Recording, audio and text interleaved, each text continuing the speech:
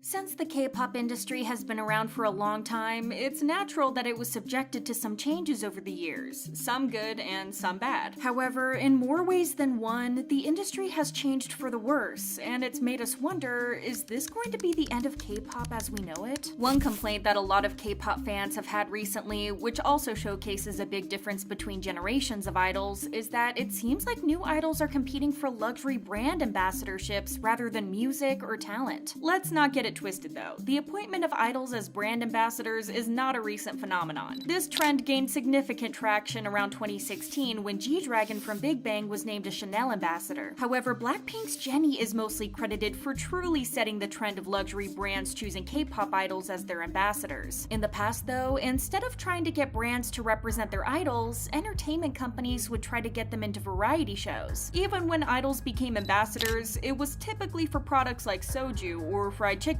In fact, being named an ambassador for a fried chicken brand was quite an important achievement for any Korean celebrity, including actors, idols, and comedians. Then, luxurious fashion brands started reaching out to K-pop artists, which was new for everyone in the industry and even fun in the beginning. Brands would usually choose their ambassadors based on whether their style matched their brand identity, and it would make sense for everyone involved. Not to mention, it wasn't important whether artists were represented by legendary fashion houses or not, because it was the music that mattered. However, in recent years, this landscape has shifted dramatically. Today, idols are not primarily celebrated for their skills and talents, but for their influence in the fashion industry and the prestigious ambassadorships they manage to secure, which has become ridiculous to some degree. These days, the priority for entertainment companies seems to have shifted. Rather than focusing on providing high-quality music and proper training for their groups and idols, their main concern seems to be securing ambassadorships with fashion brands. New Jeans had their first public appearance as a group at Chanel's opening event for No. 1 de Chanel Garden exhibit. Now, the members are ambassadors for brands like Gucci, Louis Vuitton, Celine, and Chanel, which happened just a few months after they debuted. Similarly, SM Entertainment's Rise became ambassadors for Musinsa before they even debuted, and were bagged by Louis Vuitton just 4 months after their debut song was released. The most recent cases of this phenomenon are Eyelit attending Paris Fashion Week before they even debuted, and then becoming ambassadors for Acne Studios, while Baby Monster ended up getting represented by Pepsi and Adidas shortly before they released their first album. In hindsight, this should have been expected, as we have to factor in the influence of social media culture. K-pop idols, as global artists, provide brands with a lot of exposure and access to new customer demographics. Since brands aim to attract younger audiences, they try to build a positive association with them early on through these idols so they remember and can afford the brand in the future. Even if fans can't purchase the products, they hype them up and talk about them in other ways. They hype up the endorsements, share photos, trend hashtags, and interact with social media posts, which basically means that they do free advertising for the brand. The relationship is mutually beneficial. For the idols, being associated with a luxury brand elevates their status, since it's important that a major brand chooses them specifically as a representative. However, it's discouraging seeing fans celebrate these ambassadorships more than they celebrate the musical achievement of idols or even their good music. Another depressive aspect of how the industry has changed over the years is the expectations for achievements and success, which is a result of K-pop fans being obsessed with numbers and charts. It's not that fans in the past weren't fixated on the charts. If you've been here long enough, you're already aware of the numerous fan wars over who had the most music show wins or the longest charting time on Melon. But at least back then, groups weren't being called flops just because a comeback did worse than their last release, or because they didn't sell a million copies of their albums. They were allowed to do decently without fans and the members fearing that it would be their last comeback and not get millions of views in their music videos. Now, artists have to dominate both digital and physical charts in Korea, the US, Japan, and beyond, must sell out stadiums, achieve astronomical album sales, rack up countless streams, and maintain top chart positions for extended periods. The list of expectations for them also includes awards alongside billions of YouTube views and perfect all kills and real-time all kills. Of course, we're exaggerating, but it feels like if a group doesn't achieve all of these and more, then they're complete flops and will disband within a year. That, or they're going to be put in the basement so companies can spend more money on debuting a group that they think is going to achieve more. These unrealistic standards for artists have become a burden on everyone, to the point that household names like Twice, SHINee, or EXO get called flops if one release doesn't do well. How are smaller groups even supposed to compete? As a result of the pressure of achieving these things in an industry as competitive as that of K-pop, companies are taking steps to keep up with the competition, even though they may be illegal. Of course, we're not saying that chart manipulation wasn't a thing in previous generations, but the use of dirty tactics to be at the top of the charts or to break records has seemingly increased. Just recently, Min Hee-jin accused HYBE of suggesting an advanced purchasing scheme involving 100,000 albums to boost New Jeans' initial sales numbers and surpass aespa's records. In another development related to the same issue, a former CEO of an entertainment agency, alongside 10 others, is facing trial for manipulating charts. Turns out that between December 2018 and December 2019, the former CEO, Mr. Geem, and his associates artificially inflated the streaming numbers of 15 songs on domestic music platforms, garnering over 1.7 million streams. Their method involved using numerous IPs and virtual PCs to access music sites with multiple accounts, effectively bypassing the systems intended to block these activities. While the issue is not new, it greatly diminishes the image of the K-pop industry and its artists. There's also the problem of everything becoming too polished and rehearsed, even when it doesn't necessarily have to be. The only explanation for this could be the fact that idols get hate for even the smallest of things, but it's sad to see the change in everything. Let's take as an example dance practice videos. Back then, even though these videos were mostly there to show off the choreography, it was obvious that idols were having fun with it. In the past, idols would practice in in everyday clothes, often without makeup, and the filming was simple with a stable camera and without any special effects or dynamic zooms or movements. This setup lent an authentic feel to their dance practices, since it even caught minor mistakes, which made the idols feel real and more human. The sense of authenticity was increased by idols not acknowledging the camera, instead focusing on the reflections in the mirror as if genuinely practicing. It felt as though someone had casually decided to capture the moment, giving a more human and spontaneous impression. Recently, dance practice videos are produced with professional stage lighting, strategic camera angles, and coordinated outfits. The idols also wear makeup, making the videos feel more like polished music show performances rather than casual practice sessions to show the choreography. The same goes for the relay dance videos that groups and soloists do as part of promotions. Nowadays, relay dances are much more polished and professional, as members always perform their own parts and the other members stand by their sides to enhance the choreography. What's clear though is that these sessions involve a lot of rehearsal and preparation, which wasn't always the case. Relay dances used to be fun and chaotic, and the fans got a chance to see the members perform the other members' parts in the choreography. However, looking at a ridiculous scandal that SF9's Dawon got into, it makes sense why idols would be careful with what they do. Back in 2020, when the group was promoting Summer Breeze, Dawon was called lazy and insincere since he hadn't taken the whole thing seriously. It came to a point that he had to make a public apology on Instagram livestream and even promised to do better in the future just because he was goofing off with the members. Lastly, let's discuss how the industry has overall changed because of social media, mainly TikTok. This is a phenomenon that's happening all over the world, not just in Korea. A notable change is the shortening of songs, which shows just how much influence the platform has on music trends. Actually, many artists have voiced concerns about their label's pressure to produce music tailored for social media, often focusing on catchy parts or potential for viral dance challenges. There's another theory that songs are getting shorter because people's attention spans are shorter too, so songs need to grab listeners quickly or they'll just skip to the next one. Another argument to take into consideration is that streaming platforms pay artists only if a song is listened to for at least 30 seconds, so shorter songs can earn more money because listeners reach the catchy parts faster. Plus, people tend to play shorter songs more often, which benefits the artists and the labels. Choreographies are also getting easier just because companies hope that certain parts will turn into trends. An official said, "It is true that dance challenges became essential as soon as an album was released. As a result, there has been a tendency to focus more on point choreography rather than singing while producing music. However, not many people consider just how tired idols are of these challenges. Sure, it's great to see idols interact for a TikTok video without them worrying about dating rumors, but the truth behind these videos makes us appreciate how hard they work for everything." Chico, who started the TikTok challenges and made them a trend, explained what idols have to do just to get a video with another idol. He said, "Usually, singers have to rest or practice in the waiting room during breaks, but these days, they have to meet colleagues during that time because of the dance challenge and know each other's choreography." Even Red Velvet's Sulgi called the whole thing excessive and said that companies should think of other ways to promote music. Shorter songs and easier choreography make the music industry feel very lazy and uninspiring, which is a depressing contrast to how everything used to be. Considering the prioritization of profit over artistry and quality music by money-driven companies, it unfortunately appears impossible that the situation will improve in the future.